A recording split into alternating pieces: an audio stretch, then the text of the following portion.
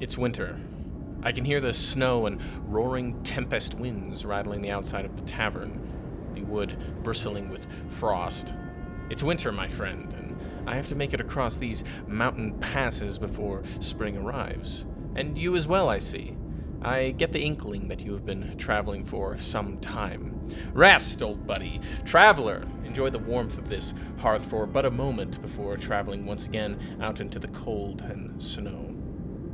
I sometimes get the feeling that I've been wandering alone for incalculable stretches of time, that I have lost sight of my goal, that I have forgotten my way home.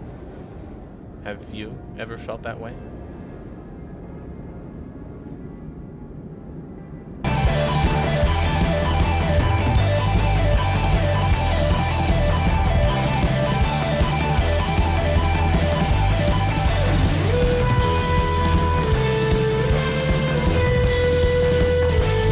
Wandering In, we are back, baby. Volume 3. There's a lot to catch up on, my friend, and little time. But to preface, before we get into the meat, it's tricky sometimes to analyze these volumes, not because there isn't a lot to look at, but that there is too much. There's only so many times I can remark that Erin has made breakfast and people are eating it, and then lunch and dinner. But I think this volume definitely has a theme running through it, one far more concrete than in previous volumes. And we will go over it without question, but to do that, we need to take a gander at the characters. What have they been up to? What have they been doing? How have they been doing? When last we left Erin Solstice, she had been abandoned in the wilderness by her pet skeleton. And true to form, she spends much of this volume off in another backwater village. However, where Liscor is within the Drake-controlled part of the High Passes on the south, Selum is firmly in human-populated lands. And let's just examine this for a moment. Let's say that you, yes you, dear listener, were isekai'd, portaled, teleported, or otherwise moved into some type of vaguely medieval fantasy setting. There is something to be said about the shock and horror of such a thing, but let us put aside those emotions for now. A human medieval-esque village or town, even in a fantastical place, is not altogether novel or alien, save for in the most dire or weird of examples. One of the reasons I think that Erin has been able to function as well as she can is novelty. She's a person who absolutely thrives on it, linking people together, spouting nonsense and new ideas in equal measure.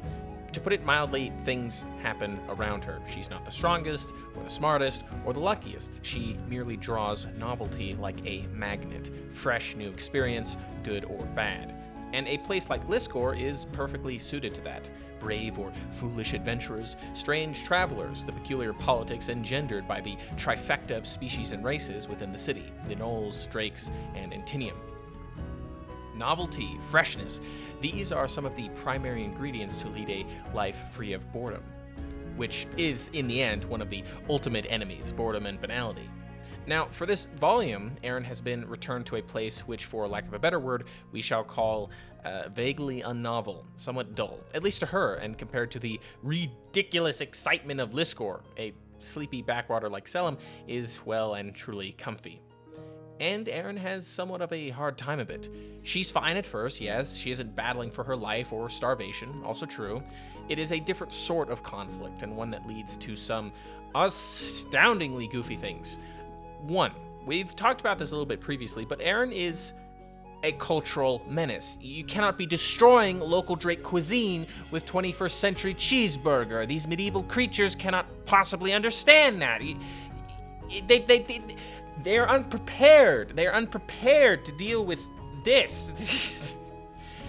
And the same thing happens in Selum, where she just blatantly creates the idea of plays and actors and scripts. Theater, my friend.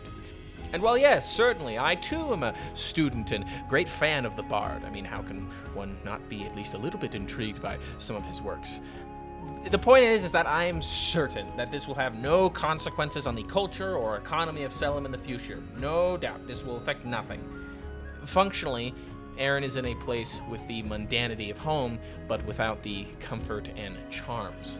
And in that way, I think it becomes clear how lost she is, not just from her world per se, but in her home away from home, her inn, and the people that she has surrounded herself with. And there's a lot of that in this volume.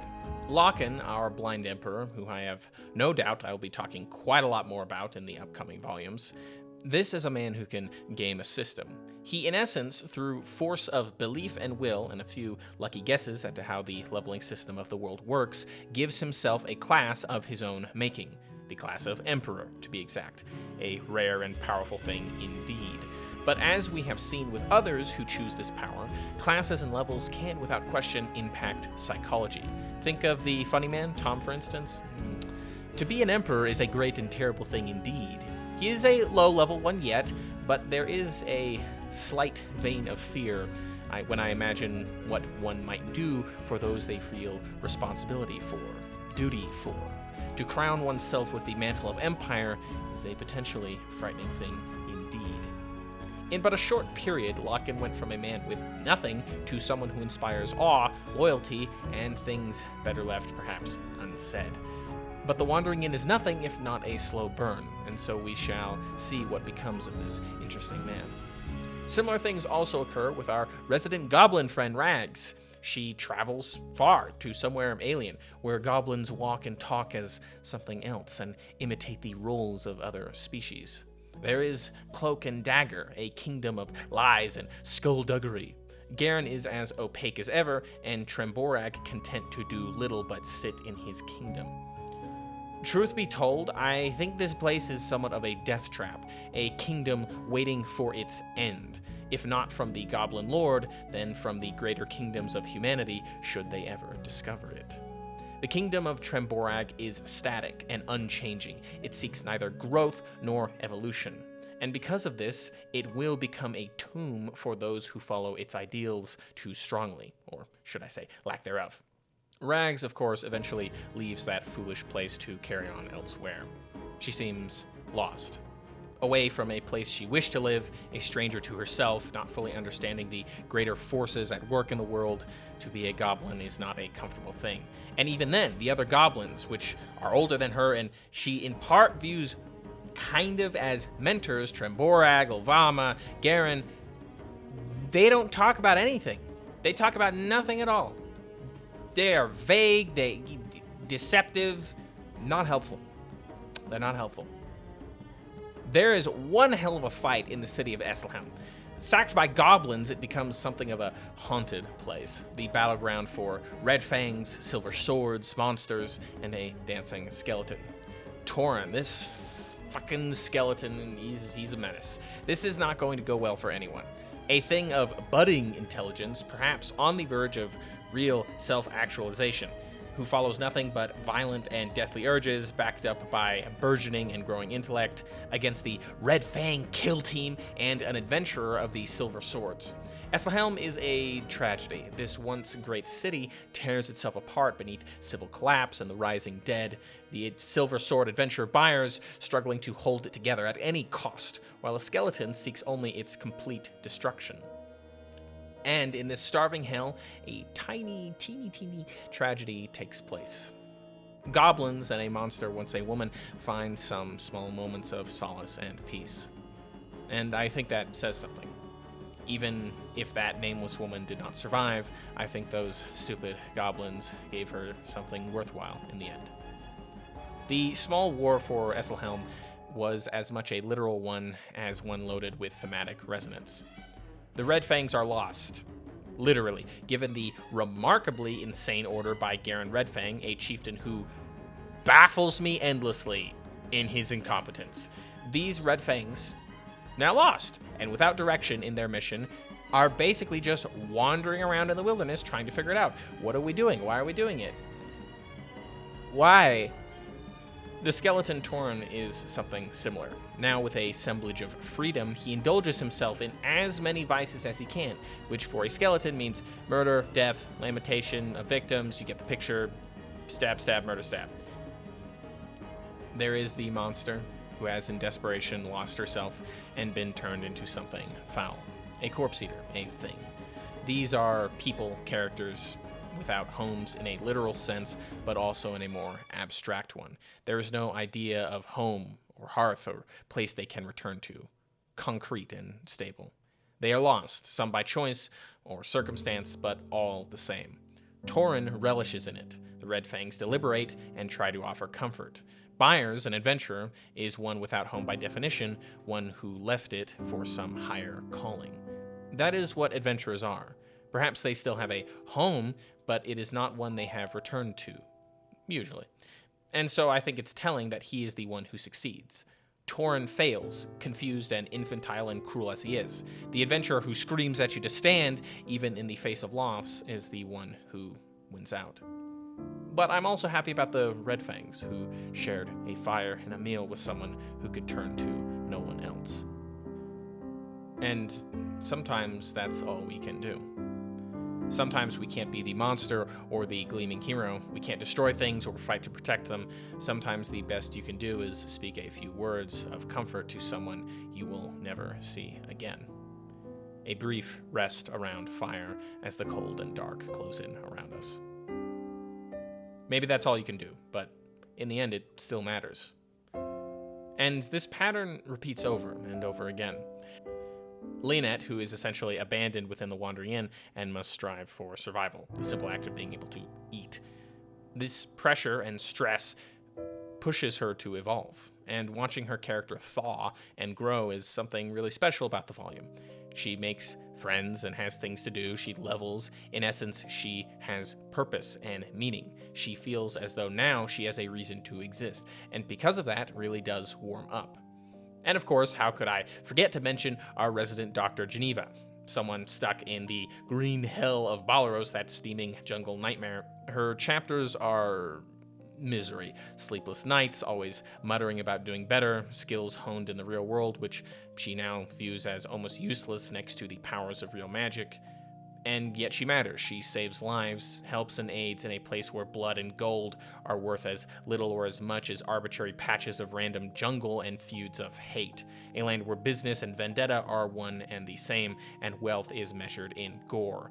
The values of this land are as alien to a modern doctor like Geneva as can be. She is lost in that jungle, eager to do something that matters, something that means anything. And while I think she found it, there is much to be said about what occurs when ideals and duty weigh too heavily upon a fleshly, mortal body. I don't have too much to say about her just yet, but as with all the characters that Pirate Opera crafts, I have no doubt the importance will be revealed in time. With a cast like this, it is astonishing how well each of them fit and how each of them matter. Rarely are there plot lines which feel wasted. Everything fits in its place and means something.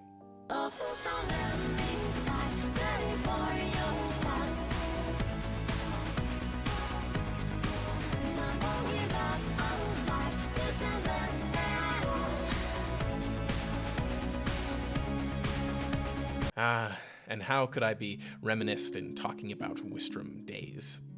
Finally, detail for Saria and Pisces and that misty, shrouded island of magic and mystery, Wistrom. And what have we learned, my friends, about that castle of majesty and magic? Wistrom sucks. A whole lot. You got these archmages who aren't archmages the class because of this. Okay, get this.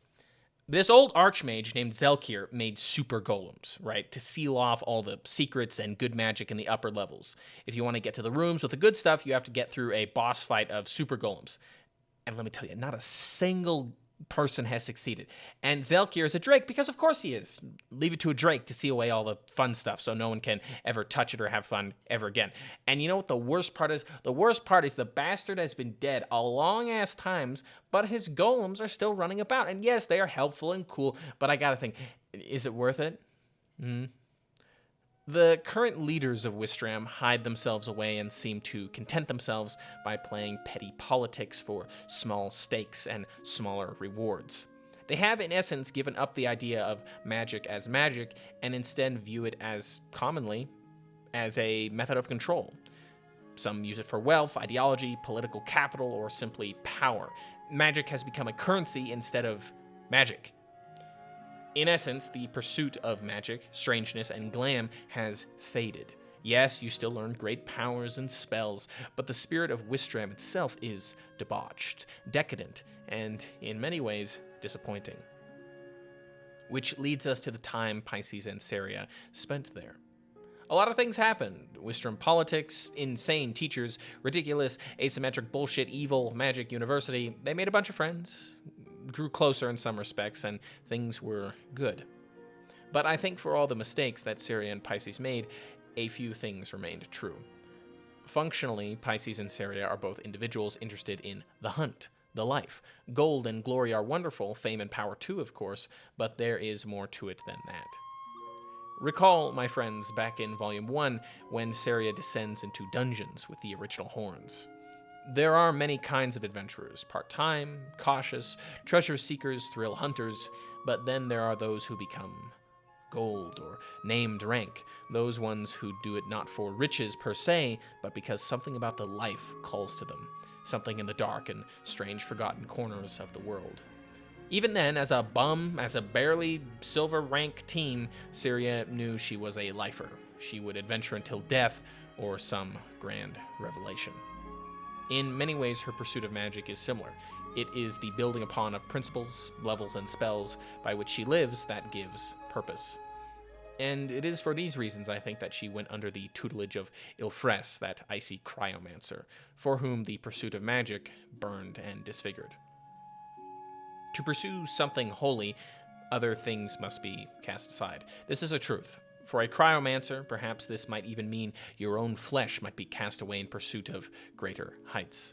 Ilfres lost her face to the frost, and noticed too how Syria's arm was given up to magic, a spell cast with purpose, but cast nonetheless. To give up things you value for your craft and pursuit. Same with Pisces. He sneers and hides behind knowledge and cynicism and cruel jokes, but this is only because the alternative is misery. He acts this way because he lost and cast away everything he once had. Beatrice, Calveron, Mons, he had respect, affection, friendship, something to be proud of. He could have ridden that wave, perhaps gained great acclaim in the mage circles of Wistrom, perhaps even one day become an archmage, if not in class, then in vaulted position. He had everything one might want. And instead, he cast it all away for a chance to further his passion and the pursuit of magic. Friends died, his existence now a thing of disgust and disappointment. Everything he had, save for singular hunger, was lost. The reason why he hides himself in competence and arrogance is because it is a semblance of control. He controls people's perception, rather than letting their assumptions create a different one. Because of what he practices, there will always be hate and fear. So why not embrace it? It might make things easier. And I think the thing that stings the most about that is his complicated relationship with Syria. It has been left vague, purposely so, but I think there is enough evidence to show that in all likelihood Pisces and Syria had at least some kind of more than friends relationship, perhaps not fully lovers per se, but something with a deeper intimacy and care. Syria hints at it during Christmas Eve, and so often, rarely, but we do, we get Pisces' thoughts from his perspective. And sometimes, those thoughts, there in that messy and melancholic head of his, are of Syria. Always complicated, and always with a sense of loss, just a bit, just enough to leave a dull ache. Semblances of regret. But magic is magic. And both of them made their choice. Their banishment from Wistrom and subsequent protection by the Golem Cognita is proof, not only of commitment and sacrifice, but also of the Academy's own fall from the pursuit of what magic truly is. And they have a grand old time in this volume. The Reformed Horns go on to do some dungeon raids, dungeon ruins where only good things are found. In all seriousness, right? In all seriousness, that was absolutely a trial by fire for this team and very nearly a disaster in TPK, gentlemen. And then after all this confusion, searchings, and coming to terms, Christmas.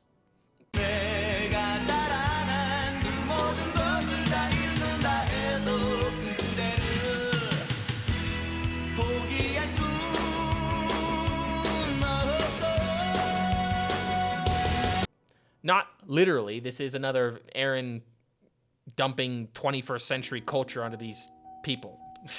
But nonetheless, it's nice. Winter holidays have the potential to be something special. People gather, friends or family, and huddle around fires for warmth from the cold of the outside. In the long, dark months, it can be important to find little shards of light and warmth. It's a great chapter. There's some goofy misunderstanding about mistletoe, presents, Ryoka and Klippik have a fun confusion. Antinium, Leonette, visiting Drakes, other Antinium. Plenty of adventurers to go around, new veteran teams like the Half-Seekers and Griffin Hunt. Interesting groups, for better or worse. And it's clear what was once lost has been found. Mayhaps you have not returned home, but you are on the path and trail again to that metaphorical place. Geneva reasserts her ideals, locks onto her convictions, and follows them. Pisces and Syria reaffirm their drive, their hunger for adventure and magic.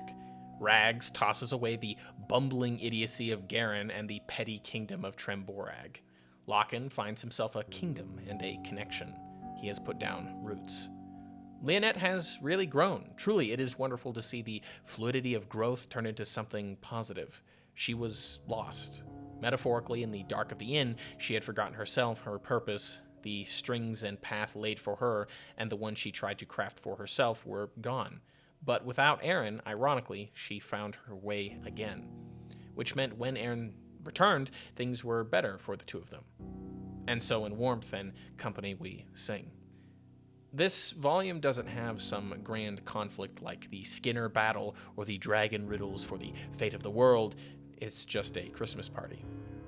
A party that ends in one of the saddest ways I can imagine. Few people ever wish to leave home. And Erin, for all her bubbly magic and joy, is not home. This world is alien to her, these people in many regards too. She misses family and wants to see her friends again soon. And in that moment, after 3 volumes of ignoring the sensation of loss and cramming it down deep into a dark, small corner of herself, Erin finally has a complete and very public meltdown. And with her gone, fleeing into the night, the single connecting thread, the inn and party descends into chaos. Words are said that cannot be taken back, and secrets better left unspoken come to light. The idea of home is complicated. I have spent holidays alone, birthdays, and other celebrations. I grew up in the wilderness, not literally, but far away from larger towns and in a sparsely populated corner of the world. That was my concept of home, and how it became internalized. As time has gone on, people have encroached, moving, visiting, coming in greater numbers. I wonder sometimes if the grass and trees and brush and plants will all one day be replaced by concrete, plastic, and steel. I wonder if I will have a home then, or if I ever had a home at all. Maybe home is just a figment. I've lived in many places since those days. All of them have been home in part, but I also feel a stranger everywhere I go. Erin wants to go home. I wonder sometimes whether I do. Would it be better to be warm and surrounded by people who care for you, or to wander the reaches and farthest depths? Not all those who wander are lost, right? Which leads us to the final part of today's video. You didn't think I'd make a Wandering In video without talking about my number 1, did you? Just wait, the white he may roam. Always a hero comes home. He knows a place is unknown, but always a hero comes home. From the 1,000-foot view, it may look like Ryoka does less in this volume than in others. Usually Ryoka has the B-plot, and it is used to foreshadow and hint at greater events within the wider world or to grant possible visions of what the future holds. An example being her little escapade with Ascrash, the Goblin Lord, and 2 drakes of fascinating character. That being Zell and my man Ilvris, of course. Ryoka in this volume spends her time like she does often, wandering, running, traveling. And like in every Ryoka volume, she does eschew, in part, the company of the more mundane creatures of the world. The nature of Drake and Knoll and men can be grating, after all. And so she breaks bread and makes lively kinship with one of the fair wintry folk. An icy sprite, a frost fairy. I think it's interesting. In some ways, indeed, she is far more comfortable around creatures such as those. Things more primordial and alien, but ever so interesting and wonderful. Evoleth and Ryoka develop an interesting relationship, as close as two creatures as different as they could be, I imagine. She spends some time wandering about, reading books, and as I've said before, Volume 3 is a fairly quiet one, aside from some emotional beats, a few dungeon raids, and anything to do with the goblins. I think it's good for her. Volume 1 and 2 were not exactly kind to Ryoka, so it's probably good for the character to be allowed this opportunity of rest and respite. She doesn't stay in one place, but rarely does she ever, and I think that is another indicator of the volume's themes. Ryoka doesn't exactly have a home like others, and yet she isn't exactly lost. Yes, she is trying to puzzle herself out, self-mastery and all of that, but by her nature, she is more solitaire. She willingly and often seeks out the furthest corners of the world instead of resting by a warm hearth. Rather than longing for something behind her, she has fastened her eyes on something far ahead. Of course, it isn't in total opposition to the volume's themes as a whole, but it is a slightly different flavor.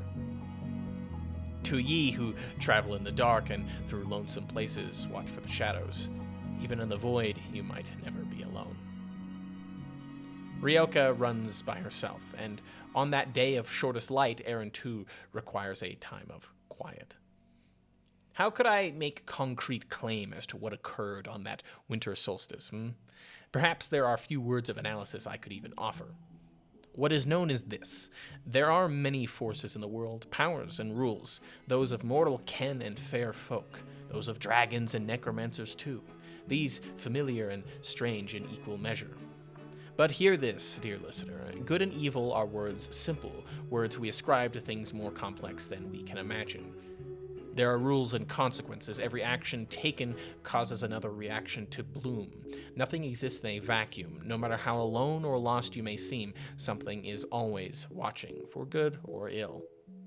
Watch what you fill yourself with, who you offer to share a campfire with. Be careful of whom you play host to, and of visitors bringing gifts or knowledge. I do not tell you what to do or judge you on your choices. In truth, I do not care what you, my friend, make or do, or what path you take. I only ask that you consider the trails carefully. There are things out there that perhaps even Fae and dragons do not understand. Strange things that can only be seen in states of purified solitude or absolute euphoria. When you are lost, you may yet be found, and when you wander alone, you may see things no one else can imagine. I wonder sometimes of what sort I am, what type of person that is. Do I have the effect or charm of something warm? To offer a moment of respite from the cold? Am I someone who can connect and enrich people's lives? And there's a part of me that really wants that, to be someone who can offer connection, warmth, respite, someone who is rejuvenating to be around, that you can talk to and feels like a warm inn on a winter night. Some people have that effect. But more often, I think that I'm a failure, at least in a traditional sense. I do not particularly like people as groups. I'm angry, so very much more often than I would like. I get melancholic plagues and spouts, which happen at times. I go on long walks to odder places and speak to odder people. And I guess that's one of the reasons why I like Ryoka's story so very much in these first 3 volumes. As I have said before, I don't think you need to be able to directly relate to a character to understand them or like them. The best kinds of storytelling can break down those types of barriers, and you can find yourself relating or understanding hypothetical struggles that in reality you might have never considered. Ryoka's explosion back in Volume 1 was something that shook me somewhat, not because it was strange, but because it was familiar. For lack of a better word, I felt seen. In truth, some years ago I did something similar. Since then I have tried to hold people at a little more of a distance, tried to be better, someone who offers thoughtful and well-considered advice. When I see other people out in the cold, I try at the very least to understand them, because When it was me out there, there wasn't anyone. Neither parents or friends or family or anyone else. The only one that I had who got me up in the morning to crawl out of bed to stop myself from rotting was me, myself. So when I see others in the same position, I try to at least understand. And I really love Ryoka's story because of that, especially here in Volume 3. In much of this volume, she wanders alone, but I think she is also trying to be better. She holds people at a distance, but that's not always a bad thing. It gives her space to develop, for lack of a better word. And it is my sincerest hope for the character that one day she finds what she is looking for. Whether that be a warm hearth surrounded by friends or something else entirely. Maybe that is what I am like. I hope that it is. But sometimes I worry I'm not like either of those, either metaphorical innkeeper or wandering runner. People who root and connect in light and warmth, or who travel alone. More often than either of those two things, I sometimes worry that I have become disconnected. Maybe what I am truly is as awful as what I fear it to be. There are times I wonder if I've spent too long being cynical or angry or so on and so forth. Too long wandering in the dark, that I have become one with it and can no longer leave it. Cynicism breeds cynicism. Maybe my interests and passions aren't because I myself lit a fire, but because I am looking at someone else's. And that when I stretch my hand out to it, they flee and take a torch with them. These concerns of mine are more just thoughts than anything concrete. The volume got me thinking is all. It's a meditative one that doesn't entirely give a conclusive answer to the questions it conjures or its themes, which I think is part of the point. And I guess that's why I really love this volume. It touches on why I make these videos, why I do writing, why I do any of these projects at all. I may be some angry loner wandering about by myself, but I'd at least like to be able to offer something to some people. I can't meaningfully change the way you live or the circumstances of your life, and you can't exactly change mine, but at the very least, I can offer you a brief moment of respite, some experience, small bark of laughter, something else entirely, a shred of novelty. And so to the couple hundred of you listening, I wanted to say thank you. The reason I keep making videos is because you guys keep watching them, and for that you have my most sincere gratitude. I hope that one day this little corner of the internet of ours will grow into a stronger-esque community. My hope is that people, no matter who they are, might be able to find interest in stories of all kinds, whether you're interested in writing them or making them or filming them or animating them or just viewing them and enjoying them. And in that way find common ground. I'm not exactly the warmest metaphorical innkeeper. Right now our little hypothetical tavern is something small, no bigger than a campfire surrounded by ice, wind, and the dark, but even then it means something to me. And I hope that for as paltry as my contribution is, that it can make your day a little better. Things aren't always easily answered, the world is complex, and people too, at least on an individual scale. Erin's loneliness isn't resolved fully, and neither is Ryoka's own sometimes truly unpleasant nature. Goblins are still hunted, a skeleton still walks lost, clowns and doctors and emperors remain on unsteady footing. But it is in the small and steady assemblage of changes that we make a difference. Leonette and the Horns, small day-by-day determination, one brick at a time. Try to be better, to gather people around you, even in the most bleak of situations. It is a choice, of course. You can go on that route or any other you might wish. Change is never instant, and to recover yourself once lost can be a difficult journey. The point is that it is when you begin, never mind the results. Get yourself out of bed or out of a rot or rut or whatever it is and just take a first step. I can see that the storm is growing stronger, my friend. The wind howls louder and the shadows have grown long. I have a meeting to keep and a schedule that cannot be broken. I wish you adieu. We shall meet again, I have no doubt, whether in this form or the next. It looks like it's going to be an interesting year. I'll see you when I see you. Like and subscribe. More videos. Hit the button. Hit the likey button, the sub button. You know how to do it. Take care, people, and I'll see you in the next one.